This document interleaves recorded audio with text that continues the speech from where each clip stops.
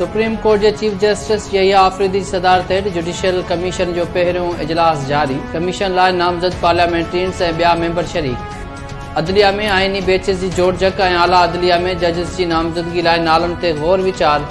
26 आइनी तरमीबात judicial commission जो पहिरियों इजलास आहे।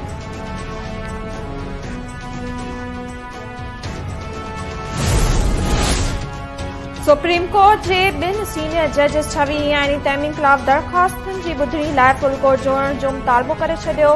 जस्टिस मंसूर अली शाह ऐं justice Munib Akhtar chief justice Yahya Afridi खे ख़त लिखी चयो आहे त 31 अक्टूबर ते थियल गॾजाणी में 2 सीनियर जजिस राय ॾिनी हुई त 26 आइनी तरमीम लाइ दरख़्वास्तुनि ते फुल कोर्ट ॿुधणी करे, पर हेल ताईं काज़ लिस्ट जारी नाहे कई वई। जजिस पारां हलंदड़ हफ़्ते ई आइनी तरमीम खिलाफ दरख़्वास्तूं फुल कोर्ट में ॿुधणीअ लाइ मुक़रर करण जो मुतालबो।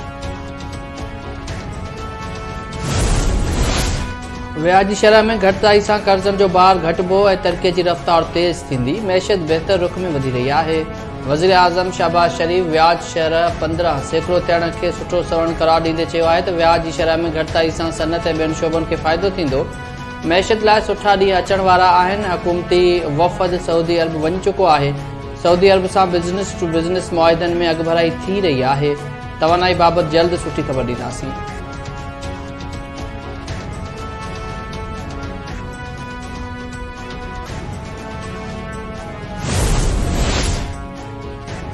Peoples party chairman Bilawal Bhutto Zardari judicial commission में एक जेतरी जी नुमाइंदगी न मिलण ते हुकूमत खां नाराज़ ज़रियनि जो मूजिब बिलावल भुट्टो ज़रदारी एहतजाज तौर जुडिशियल कमीशन मां पंहिंजी नामज़दगी बि वापसि वठी छॾी। बिलावल भुट्टो ज़रदारी ॾे वापसी ते पार्टी जे CAC जो इजलास घुराए मुशावरत कंदी। सर्विस चीफ जी मुलाज़मत वारे मुद्दे ऐं प्रैक्टिस एंड प्रोसीजर समेत अहम क़ौमी असेंबली में मंज़ूर थियल कानूननि जो गैज़ेट नोटिफिकेशन जारी। सेनेट सेक्रेटरीट गुज़िरियल ॾींहुं मंज़ूर थियल बिल्स जो गैज़ेट नोटिफिकेशन जारी कयो। वक़्ती सदर यूसुफ रज़ा गिलानी गुज़िरियल राति बिल्स ते सही करे मंज़ूरी ॾिनी हुई।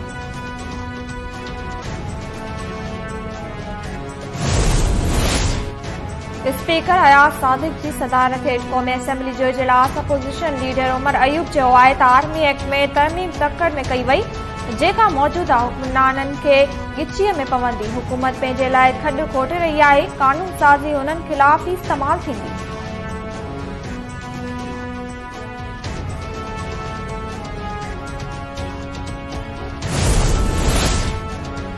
पाकिस्तान ऐं ईरान विच ओभर में फौरी तौर जंगबंदी करण जो मुतालबो करे छॾियो। पाकिस्तान जे दौरे ते पहुतल ईरानी परॾेही वज़ीर सैयद अब्बास इराक़ची जे नायब वज़ीर आज़म इसहाक़ डार सां मुलाक़ात। विच ओभर में जारी सूरतहाल ते ॻाल्हियूं। इसहाक़ डार चयो आहे त विच ओभर जी सूरतहाल ते पाकिस्तान खे ॻणती आहे। ईरान ते इसराइली हमला आलमी कानूननि जी भञकड़ी आहिनि। ईरानी परॾेही वज़ीर चयो आहे त फ़लस्तीन तकरार गॾियल क़ौमुनि जी ठारान मूजिबि हल थियणु घुरिजे।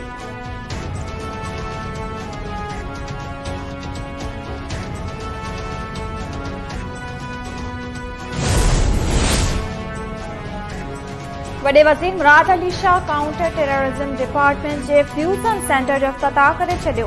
मुराद अली शाह चयो आहे त दहशतगर्दी जे ख़ात्मे लाइ सिंध पुलिस जो किरदारु वाखाण जोॻो आहे। सूबे मां इंतहा पसंदीअ खे ख़तमु करणो पवंदो। हुकूमत CTT खे जदीद हथियार ऐं टेक्नोलॉजी फ़राहम करे छॾी आहे। PTI अॻवान आज़म सवाती ज़मानत ते अटक जेल मां आज़ाद थियण बाद ॿीहर गिरफ़्तार। पंजाब पुलिस आज़म सवाती जी गिरफ़्तारी जी तस्दीक़ कंदे चयो आहे त आज़म सवातीअ खे टेक्सला पुलिस हिक केस में गिरफ़्तार कयो आहे। इस्लामाबाद हाई कोर्ट आज़म सवातीअ जी ज़मानत मंज़ूर कंदे आज़ाद करण जो हुकुम ॾिनो हो।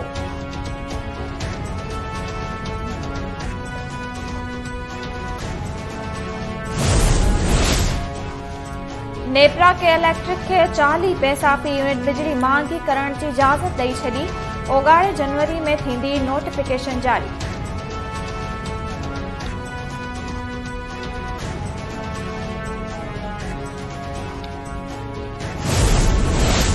कश्मीर ज़िले में धाड़े राज बरक़रार। वधीक 2 नौजवान मुबैना तौर अगवा। ॻोठ गुलाम हैदर दस्ती मां हथियारबंद मच्छी फार्म ते सुतल नौजवान आसिफ ऐं गुलाम हुसैन दस्ती खे अगवा करे विया।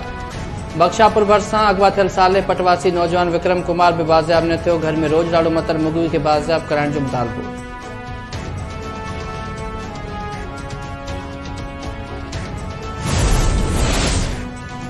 मलीर में दर्सी किताब वठंदड़ 2 दुकानदार गिरफ़्तार। दर्सी किताब विकिरो कंदड़ तालीम खाते जे अमलदारनि ख़िलाफ़ कार्रवाई न थी।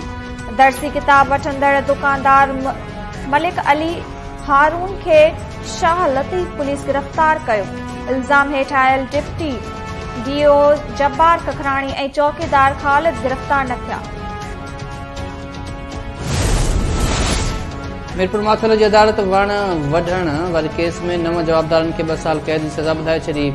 अदालत ॻोठ जमाल खोराई ऐं ॻोठ बहादुर बोज़दार मां गिरफ़्तार कयल 9 जवाबदारनि खे 2 साल कैद ऐं 25,000 रुपया दंड जी सज़ा ॿुधाई। जवाबदारनि खे वणनि जी वाढी दौरान हिरासत में वरितो वियो हो।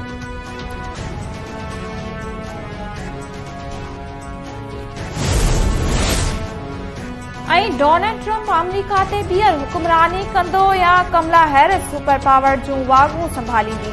अमरीकी सदारती चूंड जो दंगल शुरू थी वियो। डेमोक्रेटिक उम्मीदवार कमला हैरिस ऐं रिपब्लिकन उम्मीदवार डोनाल्ड ट्रंप विच में चोटीअ जे मुक़ाबले जा इम्कान। दुनिया जूं नज़रूं अमरीका जी सदारती चूंडनि ते कुथल।